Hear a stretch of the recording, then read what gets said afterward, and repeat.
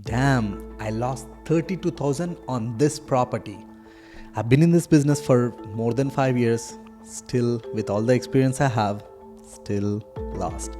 So if you want to know what kind of things I have done that made me lose this money, so that you can gain the experience from my losses, so you don't have to lose ever.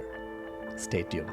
Probably you have seen those HGTV shows where people buy properties that are in ugly condition, renovate them and sell it for profit. Don't tell me it's a blue one. It's not that bad. Aw. So now we are in 2023 and the interest rates are at all-time high. The Bank of Canada raised its key interest rate to 5% yesterday. That's the 10th rate hike in 18 months. And the market property prices are not going up that much. In fact, in some of the areas they are going down. So with all this uncertainty, is it still a good time to do fix and flip?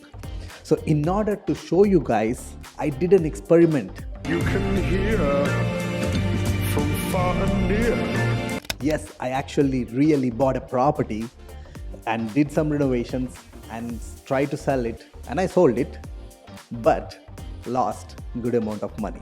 I think I want my money back. So in this video, I'm gonna show you the property, what kind of renovations I have done, and how much money I lost, and what kind of lessons I learned from this experiment, so that you can take home. So trust me, stay till the end. You will walk away with a lot of information. And in the meanwhile, while you're watching video, if you see something that I could have done better, or any ideas you have, let me know in the comments below. If you loved this experiment, make sure to share, like, and follow for more videos like this. Namaskar, welcome back to my channel. This is Aditya Soma. I'm a real estate investor and real estate agent here in Windsor, Ontario. Like I mentioned earlier, I did an experiment of fixing and flipping for profit, and the experiment failed, but you will see, probably why it's failed. But let's first check out the property, how it was when I bought it.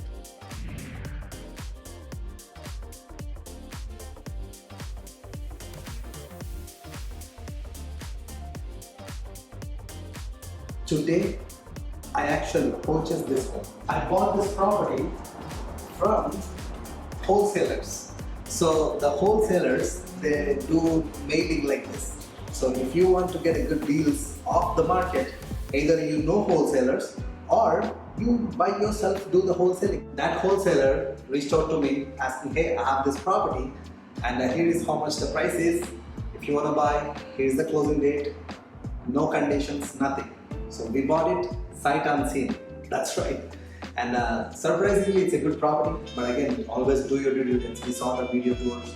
We made sure we drive by outside. We check everything. When we are comfortable, that's when only we agreed to buy this property. This property is sitting on a good size lot. That's one of the things that I loved it. It's in a good location. It's in East Windsor and sitting on 50 by 140 or 50 deep lot. In the back, there is a lot of parking, probably like 6, 7, 8 cars, and plus a huge double car garage. I'm aiming to sell this property around 470 to 500. So let's check out the property quickly. So here you can see the kitchen is a little bit dated, and I'm not going to do anything crazy. What I'm planning to do is just paint the cabinets, paint the whole house. This flooring you're seeing here, it was as is. I didn't do anything. And I haven't started. I just closed it yesterday, and my contractor already got the light fixtures. So we're going to install some pot lights here because there's no lights in the living area. There are 3 bedrooms, that is in size. And if you see in here, this is a funny one. There is a stand-up shower in the bedroom. I don't know why they put that. Maybe some wild fantasies. I don't want to say what those wild fantasies are. But an old light fixture. So I'm gonna put nice LED. Again, same thing. Some paint is like little dark, different colors. And here, if we come here to the washroom, nothing much to do. Nice, clean stand-up shower, clean vanity. Maybe we'll paint the cabinet doors, and we might not even change the light fixture here. Flooring, I'm not gonna touch it. Same thing here. Just the light fixture and a nice paint.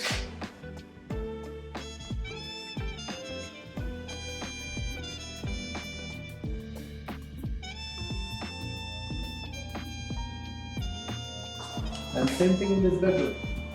Just a paint, light fixture. Vinyl windows, nothing to change. Flooring, nice and clean, nothing to change. So now you have seen the property condition. Now what I have did, because taking the market into consideration, and this is in again June when I bought the property first time.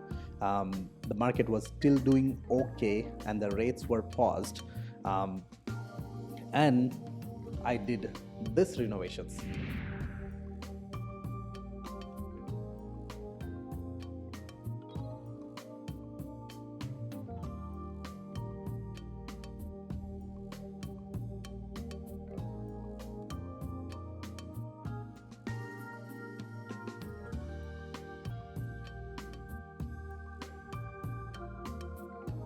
So like you have seen, actually, I tried not to spend too much money on the renovations. I did very cosmetic.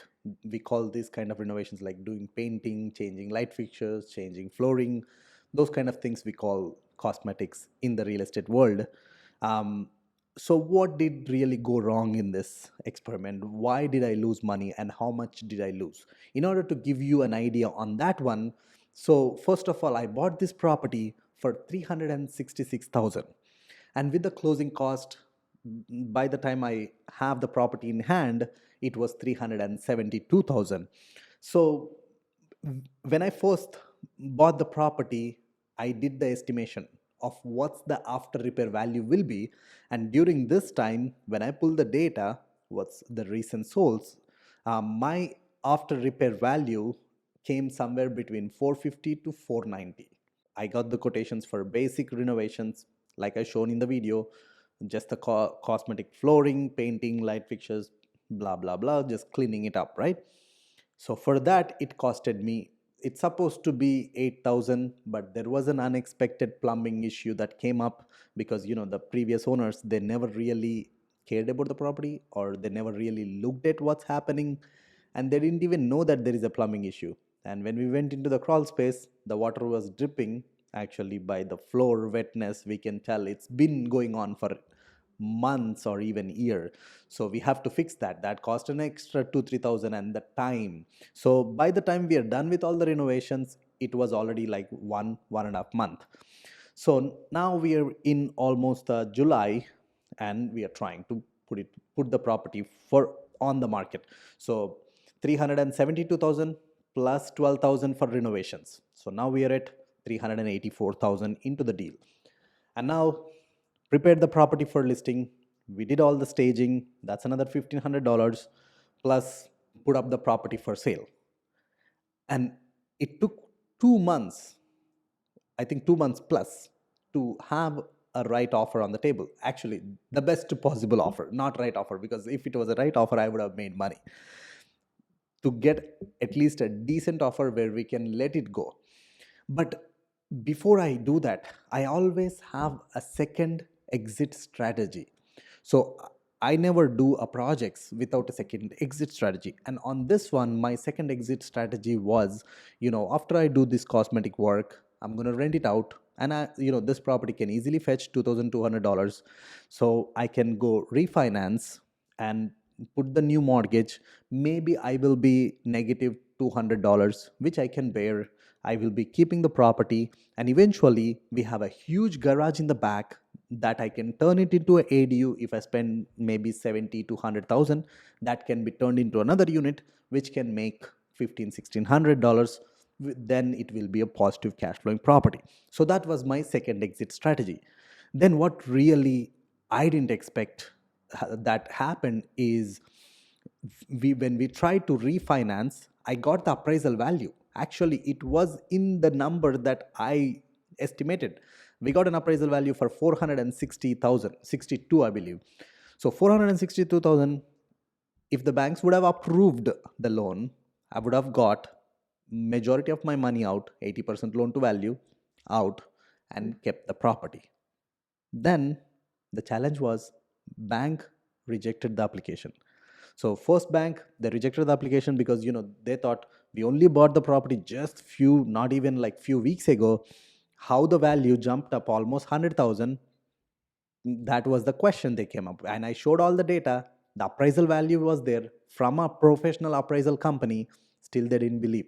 I made a full report showing, this is the whole thing. But they were not convinced. And we went to a couple of other lenders. And unfortunately, during this time, even, with the credit checks happening on, this is the property, we bought it on my wife's name. On my wife's name, the qualification was not happening with other banks, because there are only few banks who will lend based on the income plus the rental income as well. So long story short, I didn't expect that I would not get a mortgage, and that happened. So now I have no way, if I have to keep this property, because now we are paying private money. So that's what I didn't talk about in the beginning. I bought the property with a private lender, private money, which is more than 12%. So I'm paying every month $4,000 for the private lender. So the holding cost is increasing every day. So if I rent for $2,200, now my negative cash flow is much higher. So without traditional loan, I cannot hold this. So that's when I decided to sell. So the highest best offer we got was $395,000. Total 4 months, the holding cost is $16,000. The sale cost, so that's another $25,000. So if you do the math, we are all into the project $427,000, and the offer was $395,000. Initially, the offer came at $375,000. I had to negotiate back and forth. And the highest, they said, take it or leave it. This is our highest best offer, $395,000. Now, me and my partner have to make the decision whether we let it go or we continue to keep it with that holding cost. So we ran all the numbers. Again, maybe it might take another 1 year to qualify for the mortgage. That means we have to bleed every month at least $1,500 to $2,000.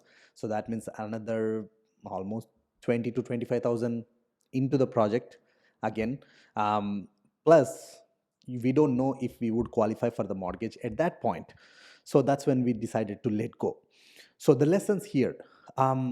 Also, biggest thing is the market shift happened during this process. If you're following the rate increases, rate hikes happening by the Bank of Canada, the rate increased during this time. That's why the market actually very slowed down. And also, everyone is on vacations, so the number of buyers on the market were pretty less. So very low activities. So interest rate hike, the market unexpectation, and the exit strategy failure, and first of all, the cash flow analysis on this one with the private money, so the holding cost, all these three major things were the reason I feel I lost money on this project. So if you do the math, we got it for $427,000, and I sold it for with all the money in, and we sold it for $395,000. So the loss was $32,000. So me and my partner, we swallowed that $15,000 each, $16,000 each, and we let it go, because again, we can focus somewhere else, make that money for now, offload, have a less stress, focus on what we are doing. That's what we did. And let me know what you think, if you have done any flips, or from your experience, from your knowledge, what I could have done better. Let me know in the comments below. And what did you learn from this video? Let me know in the comments below. And if you like this video, the transparent sharing of information, make sure to like and share with your friends who are looking to do fix and flips. With that, thank you so much for watching. For more videos, stay tuned and check out the other renovation projects, bird projects and all, and the other videos, and see you later.